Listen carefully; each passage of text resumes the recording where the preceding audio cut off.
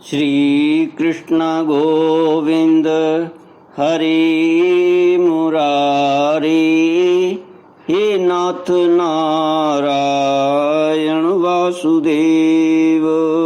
श्री कृष्ण गोविंद हरि मुरारी, हे नाथ नारायण वासुदेव।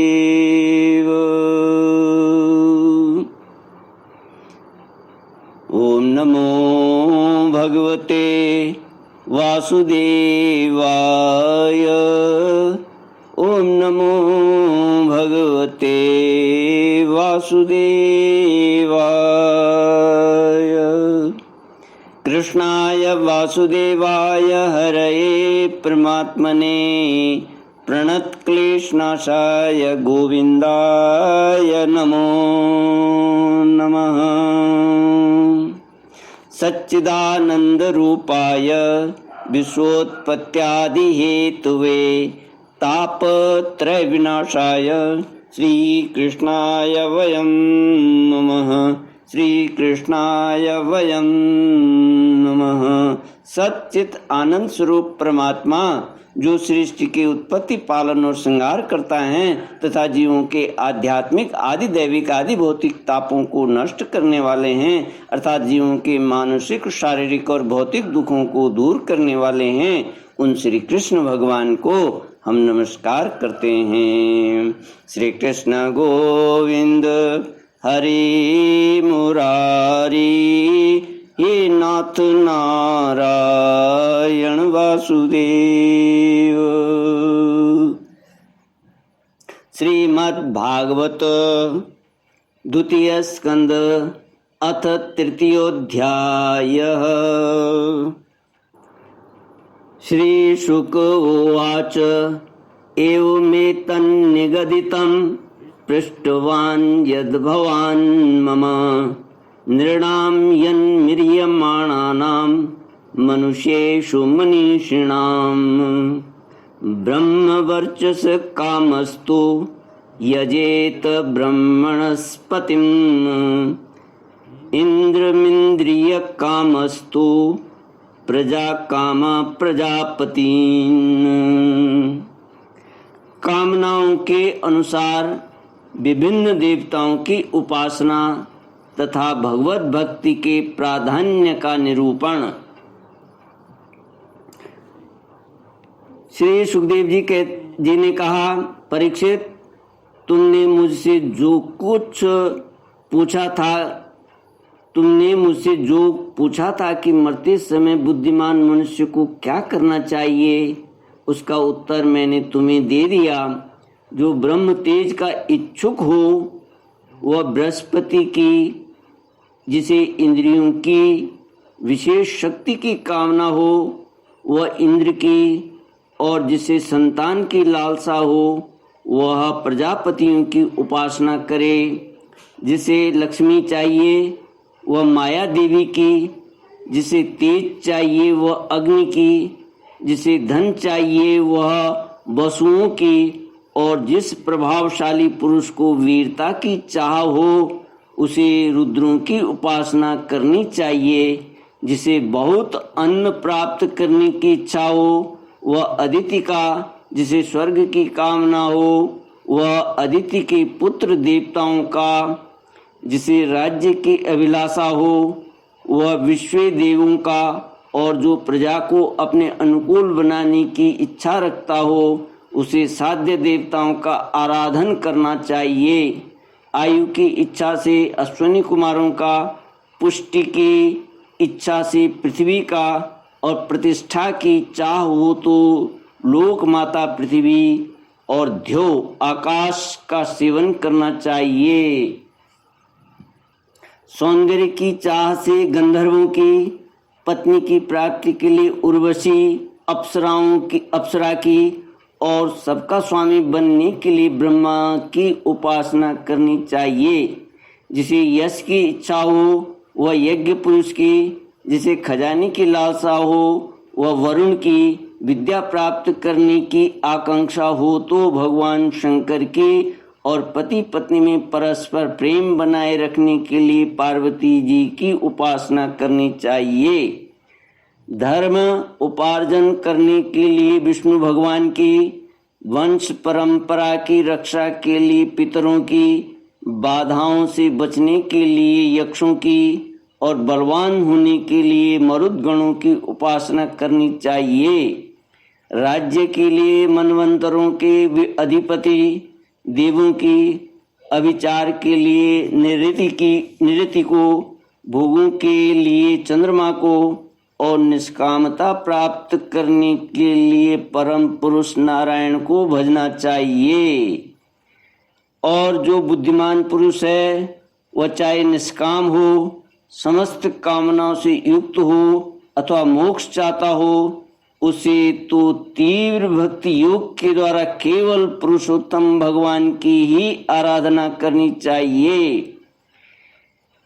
जितने भी उपासक हैं उनका सबसे बड़ा हित इसी में है कि वे भगवान के प्रेमी भक्तों का संग करके भगवान के अविचल प्रेम प्राप्त कर ले। ऐसे पुरुषों के सत्संग में जो भगवान की लीला कथाएं होती हैं, उनसे उस दुर्लभ ज्ञान की प्राप्ति होती है, जिससे संसार सागर की त्रिगुणमयी तरंग मालाओं के थपेड़े शांत हो जाते हैं। हृदय शुद्ध होकर आनंद का अनुभव होने लगता है। इंद्रियों के विषयों में आसक्ति नहीं रहती। कैवल्य मोक्ष का सर्वसम्मत मार्ग भक्ति योग प्राप्त हो जाता है। भगवान की ऐसी रसमयी कथाओं का चस्का लग जाने पर भला कौन ऐसा है जो उनसे प्रेम न करे। सौनक जी ने कहा, सूजे, राजा परीक्षित ने सुखदेव जी की ये बात सुनकर उनसे और क्या पूछा। वे तो सर्वज्ञ होने के साथ ही साथ मधुर वर्णन करने में भी बड़े निपुण थे। सूजे, आप तो सब कुछ जानते हैं, हम लोग उनकी वह बातचीत बड़े प्रेम से सुनना चाहते हैं।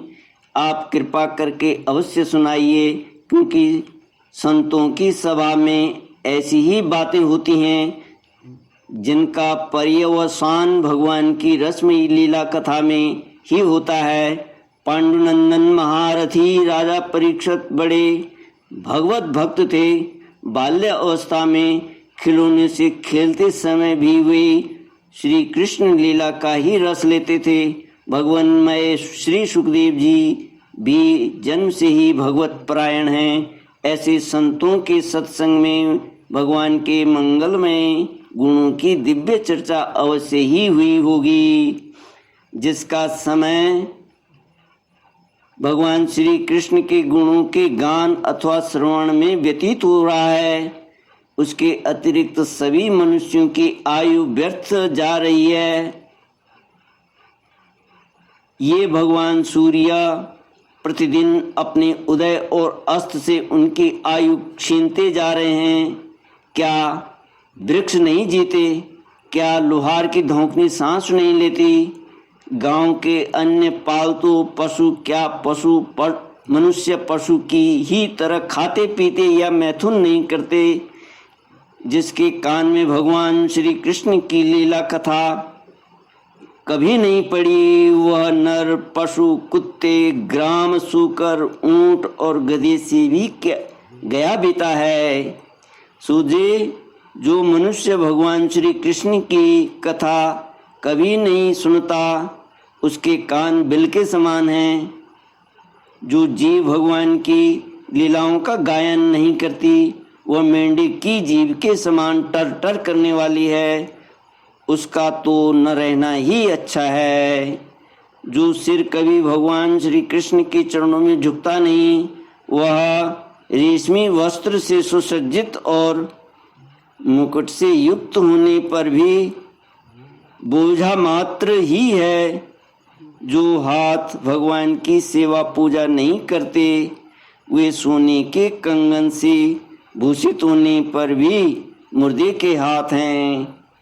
जो आंखें भगवान की याद दिलाने वाली मूर्ति, तीर्थ, नदी आदि का दर्शन नहीं करती, वे मोरों की पांख में बने हुए आंखों की चिन्ह के समान निरर्थक हैं। मनुष्यों के वे पैर चलने की शक्ति रखने पर भी न चलने वाले पेड़ों जैसे ही हैं, जो भगवान की लीला स्थलियों का यात्रा नहीं करते। जिस मनुष्य ने भगवत प्रेमी संतों के चरणों की धूलि कभी सिर पर नहीं चढ़ाई, वह जीता हुआ भी मुर्दा है। जिस मनुष्य ने भगवान के चरणों पर चढ़ी हुई तुलसी की सुगंध लेकर उसकी सराहना नहीं की, वह श्वास लेता हुआ भी श्वास रहित शव है। सूझे वह हृदय नहीं लोहा है, जो भगवान के मंगलमय नामों का श्रवण कीर्तन करने पर भी पिघलकर उन्हीं की ओर बह नहीं जाता। जिस समय हृदय पिघल जाता है, उस समय नेत्रों से आंसू छलकने लगते हैं और शरीर का रोम रोम खिल उठता है। प्रिय सूजे, आपकी वाणी हमारे हृदय को मधुरता से भर देती है। इसलिए भगवान के परम भक्त आत्मविद्या विशारद श्री सुखदेव जी ने परीक्षित के सुंदर प्रश्न करने पर जो कुछ कहा, वह संवाद आप कृपा करके हम लोगों को सुनाइए। श्री कृष्ण गोविंद हरि मुरारी, हे नाथ नारायण वासुदेव। इति श्रीमद्भागवते महापुराणे पारमहंस्यां संहितायां द्वितीय स्कंदे तृतीयोऽध्यायः। ओम पूर्णमद पूर्णमिदं पूर्णात् पूर्णमुदच्यते पूर्णस्य पूर्णमादाय पूर्णमेवावशिष्यते। ओम शांति शांति शांति। हरि ओम श्री गुरुभ्यो नमः। हरि